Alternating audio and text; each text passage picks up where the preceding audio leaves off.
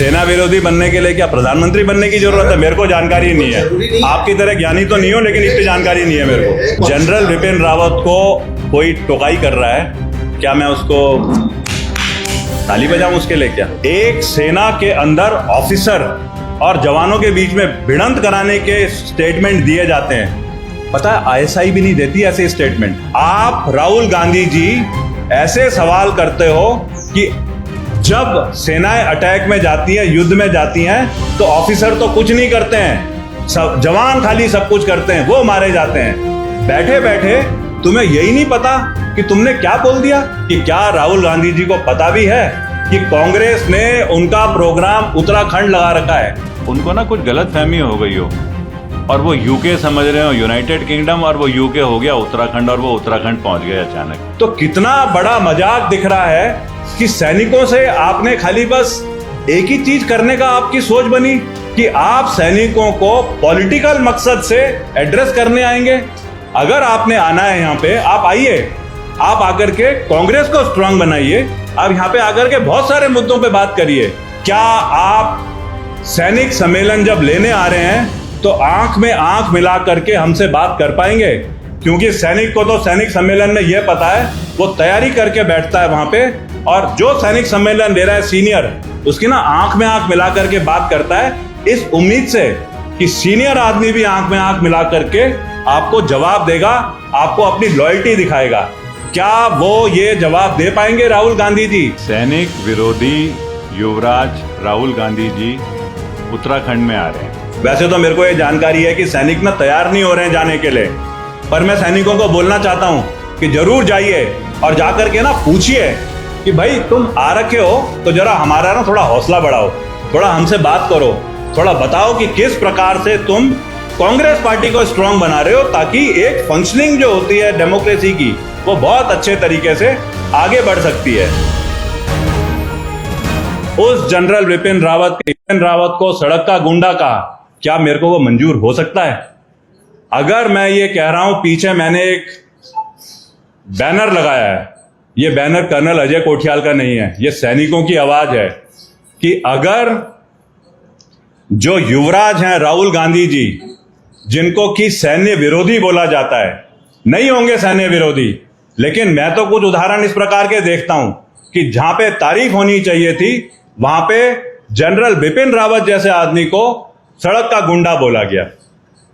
मैं ये चीज समझता हूं कि जिस इलाके से मैं आता हूं, उत्तराखंड, ये वो इलाका है पूरे देश के नक्शे में जिसमें छोटा सा एक क्षेत्र है, हिमालयी क्षेत्र और थोड़ा जमीनी क्षेत्र, लेकिन इस क्षेत्र की खासियत यह है, यहां से पूरे देश में इंडियन आर्मी की 2 फेमस रेजिमेंट निकलती हैं।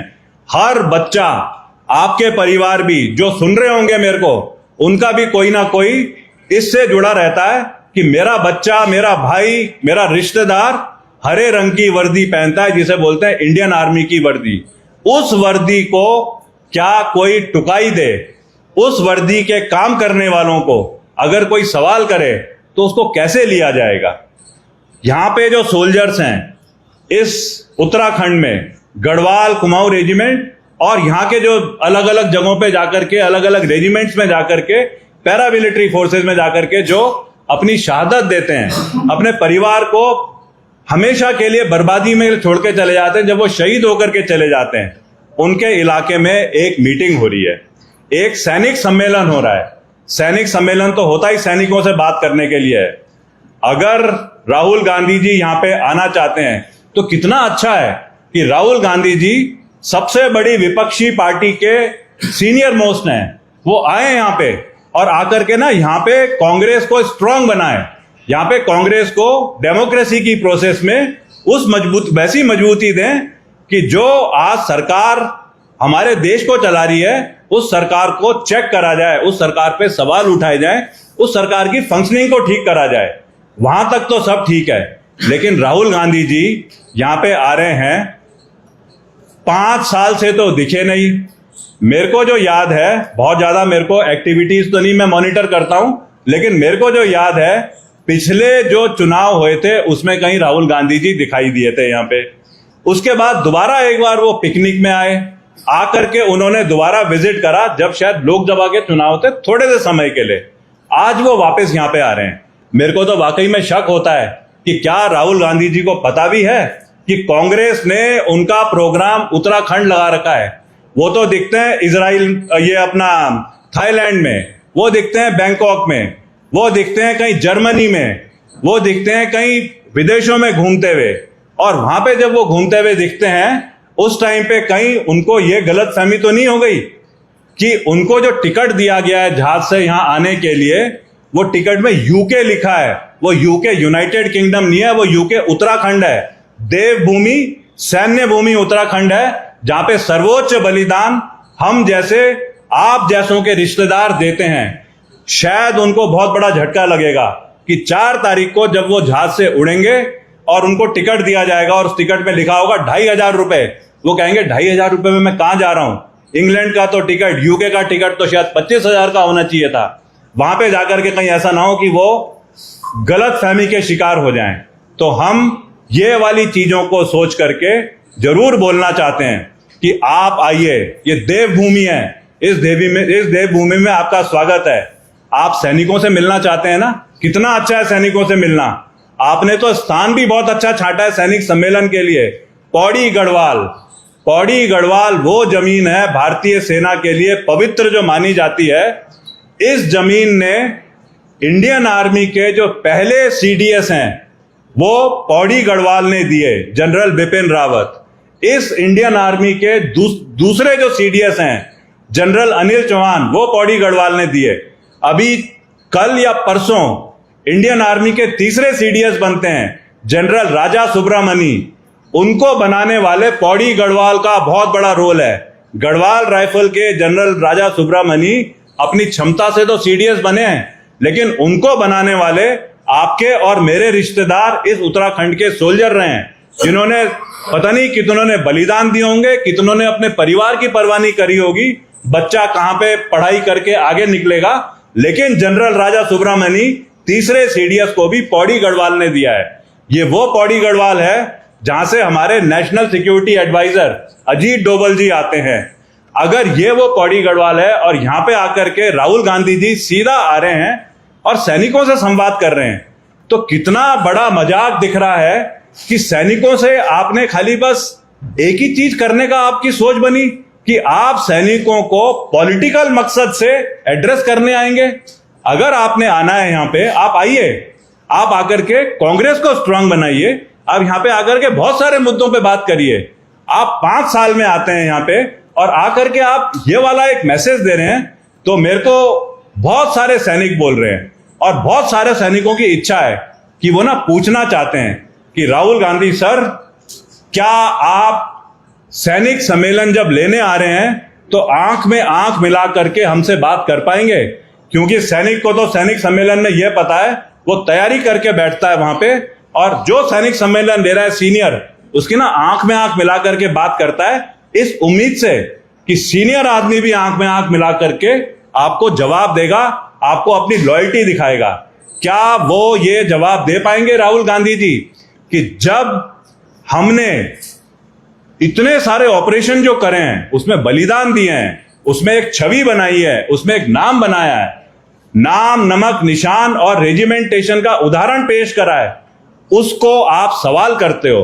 जब सबसे बड़ा सैनिक के लिए ना एक ही चीज होती है, जिंदगी भर ट्रेनिंग, जिंदगी भर सारी चीजें चलती रहें, लेकिन उसकी जिंदगी में अगर मौका मिल जाए कि अगर युद्ध हो जाए और युद्ध में जाकर के उसे हिस्सा लेने का एक जो सोच है वो मौका हो जाए, तो वो सैनिक कहता है मेरी तो जिंदगी ना कायम हो गई, मेरा तो परिवार हमेशा अब उस भावना से मेरे को याद रखेगा, मैं रहूं या ना रहूं तब भी। लेकिन जब वो सैनिक जाता है ऑपरेशन में, बालाकोट जैसी जगह में पहली बार एयर स्ट्राइक होती है, सर्जिकल एयर स्ट्राइक, और एक उदाहरण पेश करती है इजराइल जैसे देश की तर्ज पे भारत को अंतरराष्ट्रीय ख्याति पर प्राप्त करवाने के लिए कि पहले तो तुम एलसी पार करके, पीओके में ही नहीं, तुम इंटरनेशनल बॉर्डर पार करके और आतंकवादियों के प्रॉपर कैंप को पिन पॉइंट करके बर्बाद करते हो, और उसके बाद छुपाते नहीं हो, चुप नहीं रखते हो। सेना ने पहले भी करे हैं ऑपरेशन, लेकिन इंटरनेशनल बॉर्डर पार करके और मारने के बाद में और डिक्लेयर करा, अगली बार पाकिस्तान तू आतंकवादी स्पॉन्सर्ड ऑपरेशन कर, हम तेरे को दोबारा ठोकेंगे।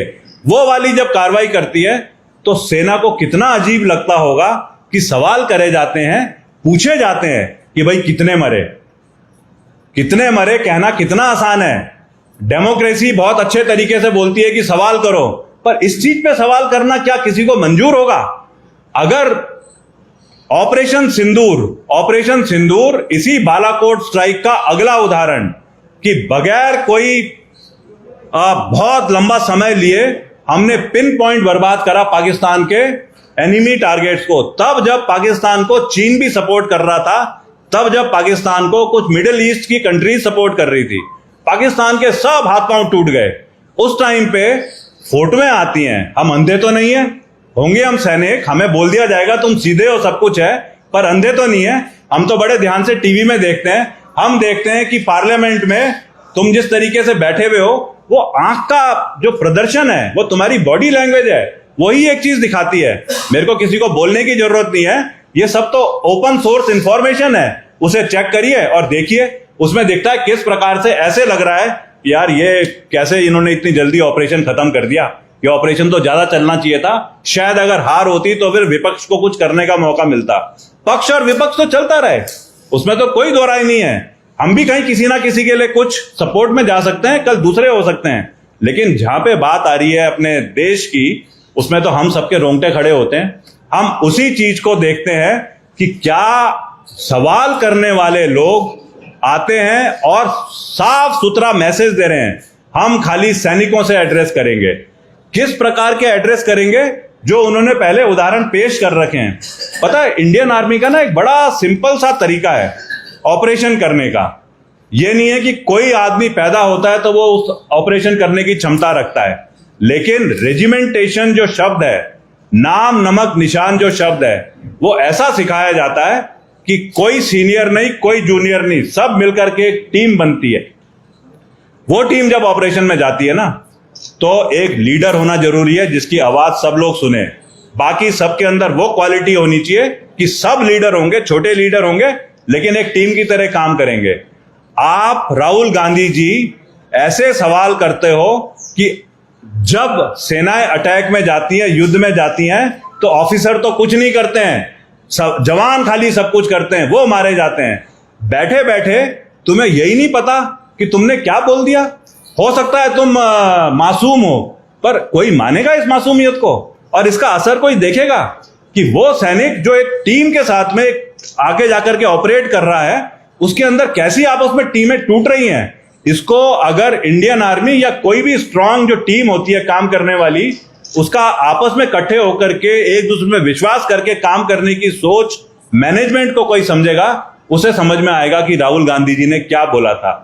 अगर राहुल गांधी जी इस प्रकार की बातें करते हैं तो पक्का वो पौड़ी गढ़वाल जहां पे कि ये मीटिंग हो रही है, वहां पे कई लोग, वैसे तो मेरे को ये जानकारी है कि सैनिक ना तैयार नहीं हो रहे हैं जाने के लिए, पर मैं सैनिकों को बोलना चाहता हूं कि जरूर जाइए और जाकर के ना पूछिए कि भाई तुम आ रखे हो तो जरा हमारा ना थोड़ा हौसला बढ़ाओ, थोड़ा हमसे बात करो, थोड़ा बताओ कि किस प्रकार से तुम कांग्रेस पार्टी को स्ट्रांग बना रहे हो, ताकि एक फंक्शनिंग जो होती है डेमोक्रेसी की, वो बहुत अच्छे तरीके से आगे बढ़ सकती है।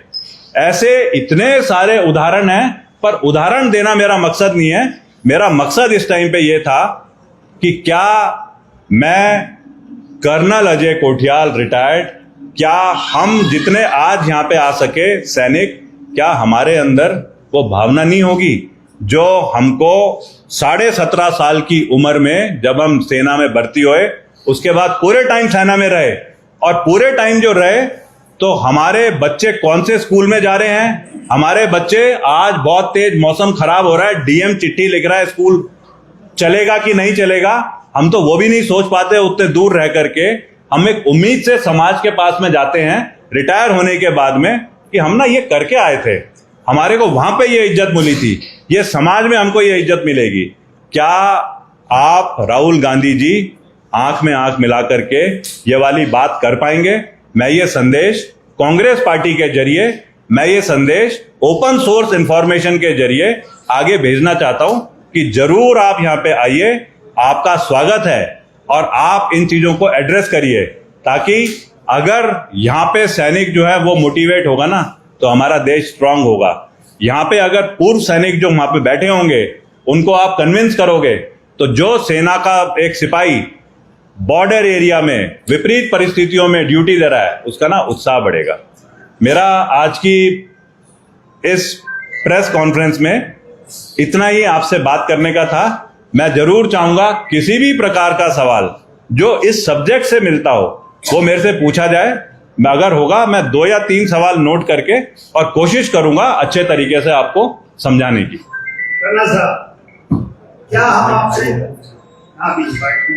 क्या हम आपसे सवाल कर सकते हैं, क्योंकि आज ये सवाल सबसे बड़ा हो गया है कि भाई हम सवाल किससे करें और किससे ना करें, क्योंकि आप खुद कह रहे हैं कि भाई सवाल करना सेना से ये गलत है। तो आज आप भी पूर्व सैनिक ही बैठे हुए हैं, तो सबसे पहले मैं ये जानना चाह रहा हूं कि क्या हम भी आपसे सवाल कर सकते हैं? अच्छी भावना से और ये समझ करके कि क्या सवाल का हमारे सिस्टम को स्ट्रांग करने में, हमारे देश के खिलाफ जो खबरें बाहर जाने में कोई प्रॉब्लम ना हो, तो मेरे को लगता है वो सवाल हमें करने चाहिए। हमारा जो देश है, हमारा देश तो सबसे बड़ी डेमोक्रेसी है।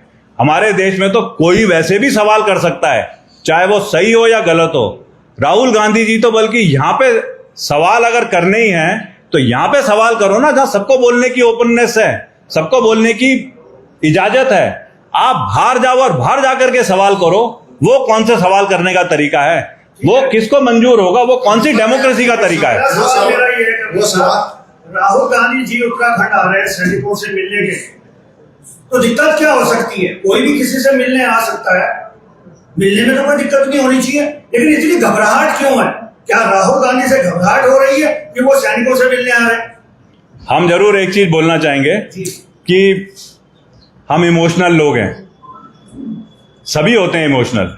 हम थोड़े इमोशनल इसलिए भी हैं क्योंकि ऐसा नहीं है कि आप में और मेरे में देशभक्ति में बहुत ज्यादा फर्क होगा। हम दोनों के दोनों देशभक्त होंगे, लेकिन क्योंकि जिस बैकग्राउंड से हम आते हैं, हमें ना सीधी बात और सीधे तरीके आते हैं।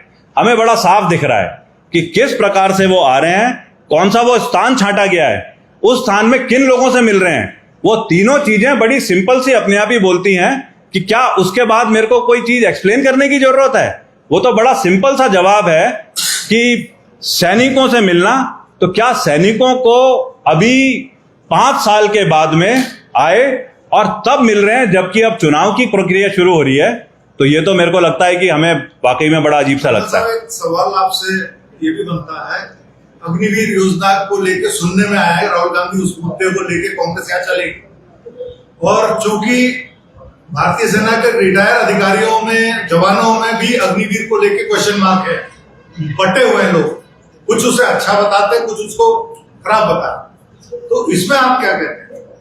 मैं इसमें बहुत लंबा तो नहीं, लेकिन 4 या 5 मिनट में शायद समझाने की कोशिश करूंगा। जब हमारा देश आजाद हुआ था 1947 में, उस टाइम पे हमारे देश की सोच थी कि हम सेनाओं को डेवलप नहीं करेंगे, हम सबके साथ में अपने रिलेशन बढ़ा करके और प्रोग्रेस करेंगे। लेकिन अचानक क्या हुआ? 47 में आजाद हुआ, 48 में कबाइलियों ने हमला कर दिया और तब से कश्मीर एक डिस्प्यूटेड टेरिटरी हो गई। उसके बाद में 1962 के युद्ध में हमने बुरी तरह शिकस्त खाई। फिर पॉलिसी चेंज हुई, फिर पॉलिसी में आया कि फोर्सेस को बनाने की जरूरत है। अब ऐसी जब प्रोसेस शुरू हुई तो एक प्रक्रिया शुरू हुई, उसे बोलते हैं इमरजेंसी कमीशन।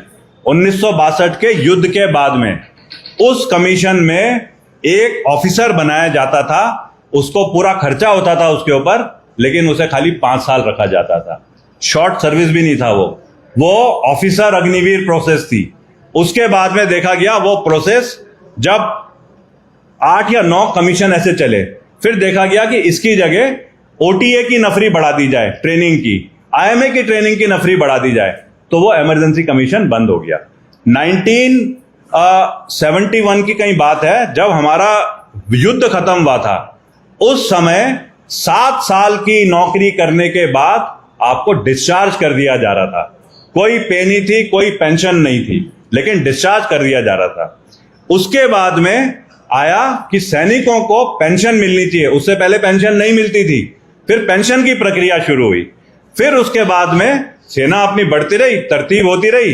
फिर उसके बाद में राष्ट्रीय राइफल बनी सेना का ही एक हिस्सा, ताकि सेना जो है अगर 14 लाख की है, जो भी फिगर है 14 लाख के आसपास, उतनी रहे, लेकिन पैरामिलिट्री फोर्स के नाम पे वही सैनिक राष्ट्रीय राइफल के तर्ज पे डिप्लॉय करे जाएं कश्मीर घाटी में, और फिर बने काउंटर टेररिज्म ग्रिड बोलते हैं उसको, परमानेंसी देने के लिए। तो मैं ये बोलना चाह रहा हूं, ये वो प्रक्रिया है जो हमारा देश जो 1947 में आजाद हुआ, चारों तरफ दुश्मन बैठे हैं, पता नहीं कितने प्रकार की मिलिटेंसी आती है, उसमें जब तरक्की कर रहा है तो सेना को एक महत्वपूर्ण टूल समझ के सरकार का, महत्वपूर्ण अंग समझ के सरकार का उसको इंप्रूव करता जाया गया है। ऐसे ही एक मिनट जब बोल रहे हैं तो साहब फिर बनता है ना। आप उसके बाद में, मैं इसीलिए कह रहा था 3 सवाल कर दीजिए, क्योंकि मेरे को भी याद आता है जब लय बन रही है तो अगर लय तोड़नी है तो फिर मैं आपके लिए रुक जाता हूं।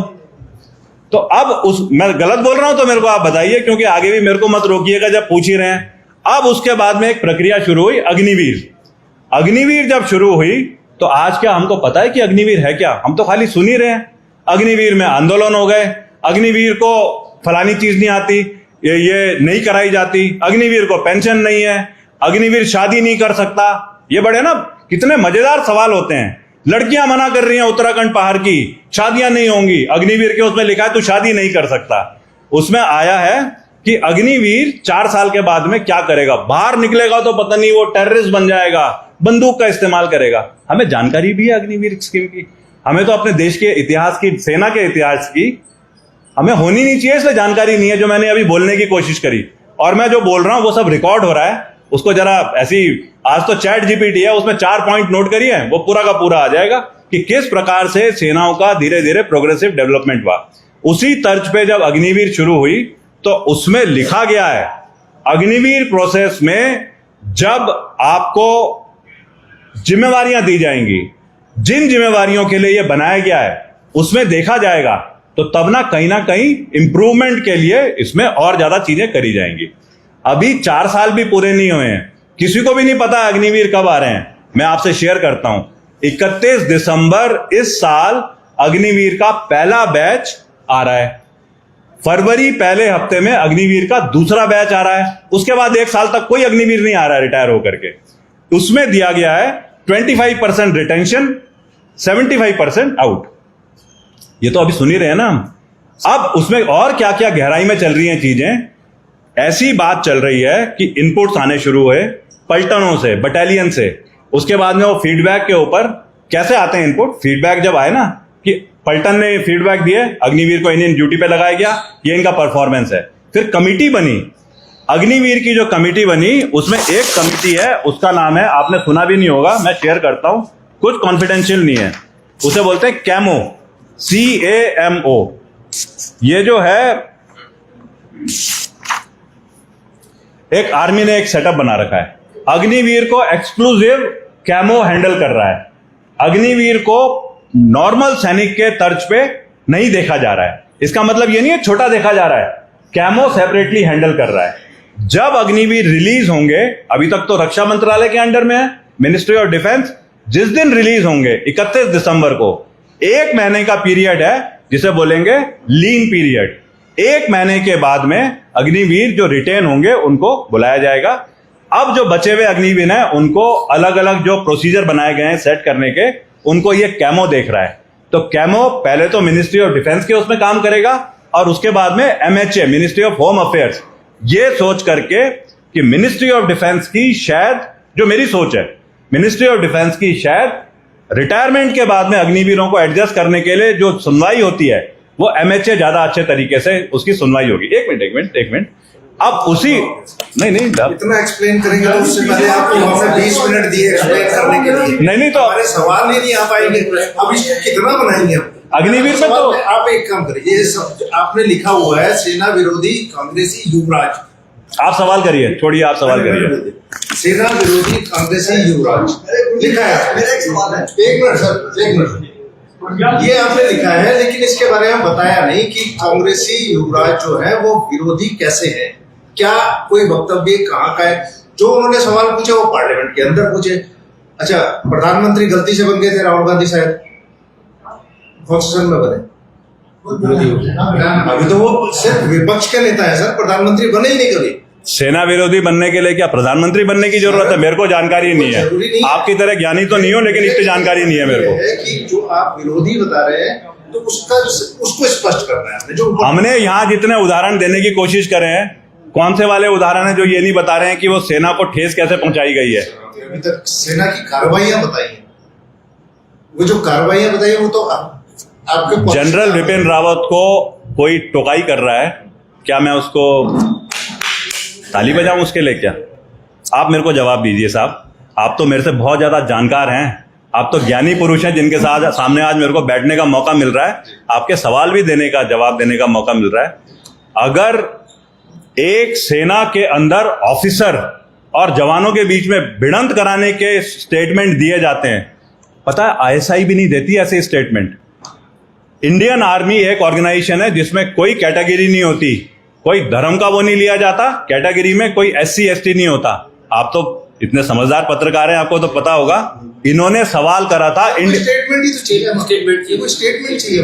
वो स्टेटमेंट आप ये तो हम अभी आपको बता रहे हैं, आपको शेयर कर लेंगे, बिल्कुल ठीक है, बिल्कुल बिल्कुल वो स्टेटमेंट शेयर करेंगे कि SC ST की कैटेगरी आर्मी में आनी चाहिए। वो क्या स्टेटमेंट है वो तो आप अभी टाइप करके, ओपन सोर्स इंफॉर्मेशन है। अच्छा कोटियाल जी, मेरा सवाल ये है कि जिनसे राहुल गांधी मिल रहे हैं वो क्या आप ही की तरह पूर्व सैनिक हैं और उन्होंने भी देश की आजादी में कई लड़ाई लड़ी है, तो उनका मिलना अगर उनसे संवाद कर रहे हैं तो क्या पता देश के लिए हित वाला संवाद हो सकता है? हम तो चाहते हैं कि देश के हित के लिए संवाद हो, और शायद ये बात उनके पास जाएगी तो वो हो सकता है कि इस तरीके से बात भी अच्छे तरीके से करेंगे। वो भी हो सकते हैं, आप भी हो सकते हैं, तो प्रेस कॉन्फ्रेंस करके क्या जरूरत पड़ी? पहले से पहले प्रेस कॉन्फ्रेंस क्यों? नहीं, इसमें सवाल है कर्नल साहब को। नहीं, एक मिनट, आप क्या बोलना चाह रहे हैं भाई साहब? राहुल गांधी मिलने आ रहे हैं, देश के अंग वो भी हैं, आप भी हैं, ठीक है। आप तो डेमोक्रेसी के वैसे भी बिल्कुल ट्रांसपेरेंट पिलर हैं। मेरे को भी जब बोलने का हक है तो मैंने एक प्रेस को बुला करके और ये पॉइंट कन्वे करने की कोशिश करी है कि पूर्व सैनिकों को एक अच्छा स्ट्रांग समाज का हिस्सा माना जाता है। आज पूर्व सैनिक क्या सोच रहे हैं, क्या वो पूर्व सैनिक को कन्वे नहीं करना चाहिए? या तो उसे कन्वे करने के लिए मना है तो फिर तो और बात है। और हमने तो एक तरीके से हमने ऑफिशियल प्रेस क्लब बना हुआ है, लीगल बॉडी है, एंटिटी है, आप तो मेंबर हैं उसके, आप मेंबर हैं ना प्रेस क्लब के, तो ये तो लीगल बॉडी है, ये बनी प्रेस कॉन्फ्रेंस के लिए है। आप मेरे को बोल रहे हैं मेरे को प्रेस कॉन्फ्रेंस नहीं करनी चाहिए थी, भाई साहब तो कैसे बोल सकता हूँ? सवाल ये है कि अभी राहुल गांधी ने बॉडी आकर कुछ बोला नहीं है, वो क्या बोलेंगे, क्या बात करेंगे अभी कुछ पता, लेकिन आप नहीं कोई नहीं बोलेगा। वो सब बोलने के लिए हो रहे हैं, वो हमने वैसे वाली नहीं करनी है। प्रेस कॉन्फ्रेंस जो है, पहले तो मेरे को नहीं पता कि आपको क्यों ये लग रहा है कि मेरे को प्रेस कॉन्फ्रेंस नहीं करनी चाहिए। एक चीज तो ये नहीं करनी चाहिए, नहीं बोला सर। उनको भूतपूर्व सैनिक ही मिले आकर के पौड़ी में, तो इसका मतलब तो हमें कोई संदेश तो आ रहा है ना इस बात का, हमें समझ में आ रहा है कि हमारे को ही खाली मिलने की क्यों करी जा रही है। हमारे को ही मिलने आ रखे हैं। पर मैं माफी चाहता हूं अगर आप चाहते हैं कि मैं प्रेस कॉन्फ्रेंस यहाँ पे ना करूं, क्योंकि यहाँ से मैं खाली आपको नहीं, कुछ पत्रकार भाई बोल रहे हैं तो मैं उसके लिए माफी भी चाहता हूं, लेकिन मैं अपना मैसेज तो देना चाहूंगा। आज अग्निवीर के योजना का लाभ वो व्यक्ति बता रहे हैं जो खुद पेंशन ले रहे हैं। पेंशन भोगी बता रहा है कि अग्निवीर योजना में ये लाभ है, ये लाभ है। एक व्यक्ति ऐसा बता दीजिए जो पेंशन ना ले रहा हो और अग्निवीर के फायदे। अग्निवीर तो एक 4 साल की स्कीम है। नहीं, पेंशन ले रहा है या तो फायदा बता रहा है, या तो नहीं दे रहा है, वो ढूंढ के लाए ना, अभी तो समझे वो सही है। जब 4 साल की नौकरी पूरी हो जाएगी, भाई साहब सुनेंगे ना, मैं नाम सॉरी पूछना पुष्कर भाई, बिल्कुल आपके सवाल सही है, मैं उसका जवाब इस प्रकार से आपको बताना चाहता हूँ और बाकी भी सुनेंगे। अग्निवीर अरे कुटियाल जी, सर अरे एक सवाल तो इधर से ले लो, आपने आगे कर दिया। जो व्यक्ति बताइए जो पेंशन ना ले रहा हो, आगे मत जाओ, आगे मत जाओ। हम सलूट कर रहे हैं। अगर भारतीय सेना की पेंशन रुकनी चाहिए वो तो आप एक अलग मुद्दा उठवा सकते हैं, नहीं, पर वो रुकनी मुझे चाहिए। नहीं लगता कि जिस तरीके की ड्यूटीज भारतीय सेना करती है, 17.5 साल में रिटायर होकर के एक बच्चे की तरह वापस आ जाता है, उसको तो कुछ सोच करके आज तक सरकार पेंशन देने का प्रोसेस कर रही होगी, जो कि इकलौती वो है। तो अग्निवीर तो 4 साल का एक अभी वो है, और उसके बाद जब ये रिटेन होंगे तो उसके बाद में इनकी पेंशनेबल सर्विस शुरू हो जाती है। होनी चाहिए नहीं होती है, वो तो नियम में दे रखा है। 4 साल के बाद में अग्निवीर की रिटेंशन की स्कीम शुरू हो रही है। सर अरे एक सवाल तो इधर से ले लो। मेरा सवाल सिर्फ ये था कि चूंकि 2027 का विधानसभा चुनाव है, उत्तराखंड सैनिक पृष्ठभूमि का प्रदेश है, तो क्या राष्ट्रवाद को जो मुद्दा है उसे छीनने की कोशिश है, या राष्ट्रवाद को लेकर के आगे चुनाव भी होगा? चूंकि राहुल गांधी आ रहे हैं, मुद्दा तो फिलहाल चुनावी ही होगा, तो प्लीज इस पे आप राय बताइए। देखो, राष्ट्रवाद तो हम सबके अंदर कहीं ना कहीं होना ही चाहिए, वो तो हर जगह तरतीब भी बनी हुई है, चाहे फौज हो चाहे कोई भी सेक्टर हो। मेरे को नहीं पता कि किस मकसद से वो यहाँ पे आ रहे हैं, लेकिन उन्होंने ये जरूर करा है कि अगर सैनिकों से ही खाली वो अपना इंटरेक्शन कर रहे हैं, तो सैनिक जो कि आज उत्तराखंड के समाज में एक अच्छी नफरी और असर डालने वाले होते हैं, वो सैनिकों से राजनीति की बात कर रहे हैं, उन सैनिकों से जिनको वो जगह जगह सवाल करते रहे। Yes, okay, thank you. सैनिक विरोधी युवराज राहुल गांधी जी उत्तराखंड में आ रहे हैं। ये हम सबके लिए बड़ी अच्छी खबर है, लेकिन मैं साथ में इसको इस प्रकार से साझा करना चाहूंगा कि मैं ना यहाँ पे देहरादून में एक सैनिक कॉलोनी में रहता हूँ। तो क्योंकि आजकल मौसम अच्छा हो रखा है, बारिश हो रखी है, तो उसमें सुबह जब हम मॉर्निंग वॉक कर रहे थे तो मेरे आगे कुछ 3-4 रिटायर्ड सैनिक चल रहे थे।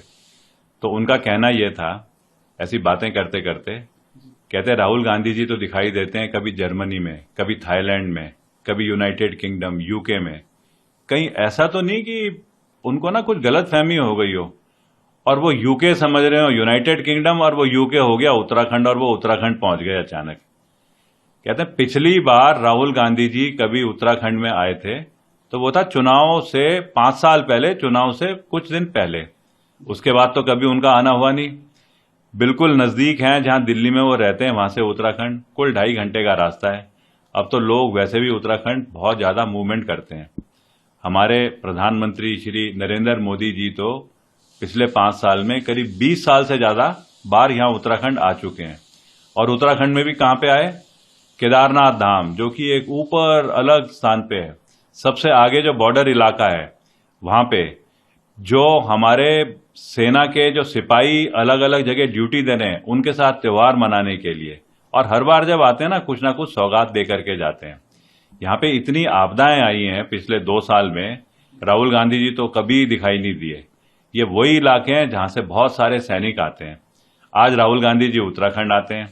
फिर मेरे को यह पता चला कि राहुल गांधी जी उत्तराखंड में आ रहे हैं, तो वैसे तो वो विपक्ष के पूरे देश के नेता हैं, तो उनका तो बनता है कि आकर के अपनी पार्टी को स्ट्रांग बनाएं, अपनी पार्टी के जो अलग अलग अपॉइंटमेंट होल्डर्स हैं उनको ना उनके बीच में समन्वय बनाएं। लेकिन यहां तो वो कुछ और ही मुद्दा लेकर के आ रखे हैं। वो आ रखे हैं सैनिकों से संवाद करने के लिए।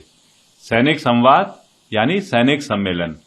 उन सैनिकों से संवाद करने आ रहे हैं, और उस स्थान में पौड़ी गढ़वाल में, जहां से ना सैनिक बहुत ज्यादा इस देश के लिए सेवा देने के लिए और उसके बाद में बलिदान देने के लिए चर्चित हैं, उन सैनिकों से संवाद करना चाहते हैं राहुल गांधी जी।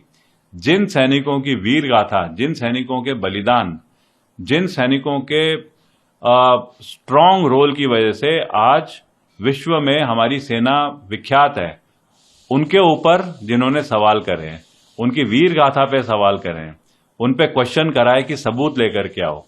जिन सैनिकों ने बालाकोट स्ट्राइक करी, जिन सैनिकों ने सर्जिकल स्ट्राइक करी, जिन सैनिकों ने ऑप सिंदूर में अपना रोल प्ले करा, उनके जब ऐसे रोल प्ले करे जाते हैं तो कोई ना कोई शहीद भी होता है। पौड़ी में इतने शहीद हो रखे हैं। उन शहीद परिवारों के सामने जिस आदमी ने सवाल करे थे कि वाकई में क्या सबूत लेकर के आओ, उन परिवारों पे क्या आप असर डालना चाहते हैं आकर के बात करने का, ये वाकई में ना हम भी जो यहाँ पे सैनिक हैं हम सोचते हैं।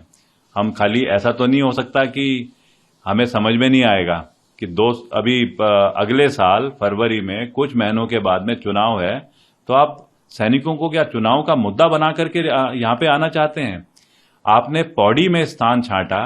पौड़ी इस देश के सैनिकों की वो वीर भूमि है जहां से जनरल बिपिन रावत पहले इंडियन डिफेंस फोर्सेस के सीडीएस बने। उन जनरल बिपिन रावत को जिन्होंने जिस कांग्रेस ने गुंडा बोला, आप उस कांग्रेस के लीडर जनरल बिपिन रावत के उस स्थान में आना चाहते हो जो कि इस देश के लिए आज अपना खुद सर्वोच्च बलिदान दे चुके हैं। पूरा परिवार उनका तहस नहस हो गया है। जनरल अनिल चौहान जो दूसरे सीडीएस बने, उसी पौड़ी गढ़वाल से वो भी आते हैं। उस स्थान पे आकर के राहुल गांधी जी आप सैनिकों से संवाद करना चाहते हैं? कैसे सैनिकों से जब मिलेंगे तो हमें तो सिखाया जाता है कि अपने सीनियर की आंख में आंख मिलाकर के बात करो, और सीनियर भी आंख में आंख मिलाकर के बात करेगा। आप क्या चश्मा पहन करके आएंगे कि ताकि आपकी आंख दिखाई ना दे कि आप कहीं घबरा रहे हैं बात करने में?